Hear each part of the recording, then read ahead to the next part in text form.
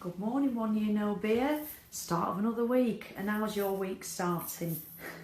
Oh, get me. So, how are you? Right, yeah, I thought I'd do a few more little videos, but it's just mad busy. But I do want to keep in because I just love reading your stuff. I've read little bits and pieces this week, but not a lot, so must try harder for me this week because I do get a lot out of it. I saw one of Andy's videos, him on his runs, and the one about catchphrases, and it was great. And I just love it. It cheers me up. It cheers me up. The constant reminder, this is what alcohol free looks like, but what does it feel like?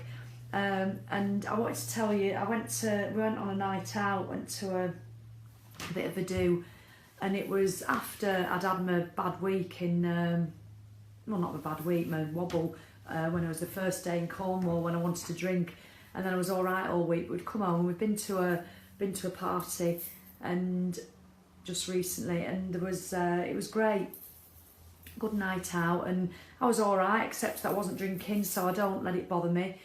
And it's how you see yourself in others, and it's such a learning tool for me. It really is. How do you see yourself in others? And I think I see it as a scale. We all arrive the same, because if you've not drunk before, I've had pre-drinks like the teenagers do. I'm not counting a glass of wine, while you're getting ready. How they drink vodka and all sorts before they go out.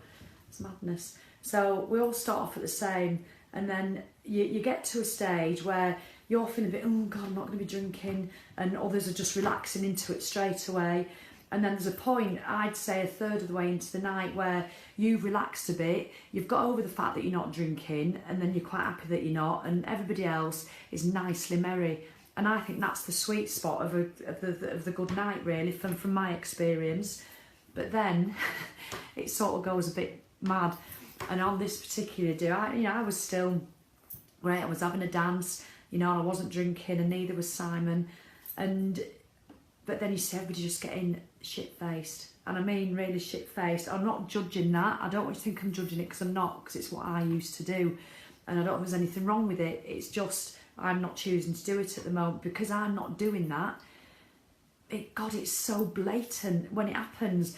And I was speaking to this one particular lady who was lovely at the bar, and the music was quite loud, and I was drinking tonic water, and she was drinking, and her eyes had gone, and they talk at you, you can hardly hear them. You're trying to hear, and you're just nodding and doing this, yes, and lovely lady, and telling me all the story and all the stuff that perhaps she wouldn't dream of telling me if she hadn't had a drink, and apologising, and and she was lovely, and I'm not having a go, and I'm just looking at it thinking, that was me, that is what I do, that is what the stuff I would be doing, and you'd have no recollection the next day.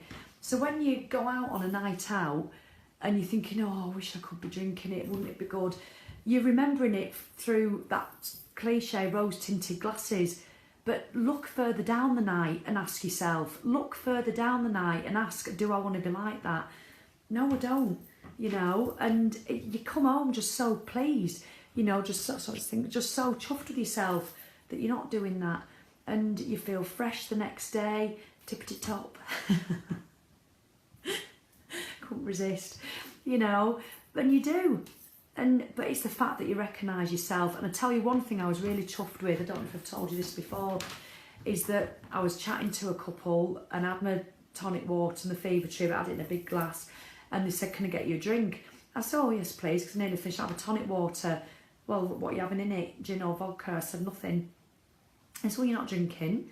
And they were a bit hammered. You're not drinking? I said, no. Oh, why not? And I just said, I'm just doing a year's challenge. Oh, great. But I love the fact that you assumed I was drinking. So it means I wasn't sat in a corner like a boring person just because I wasn't drinking. You get through that uncomfortable bit. So when you're harping on after a drink on a night out, because a lot of people reset on that type of thing, they might do quite a few days, go on a night out and think, I couldn't help myself.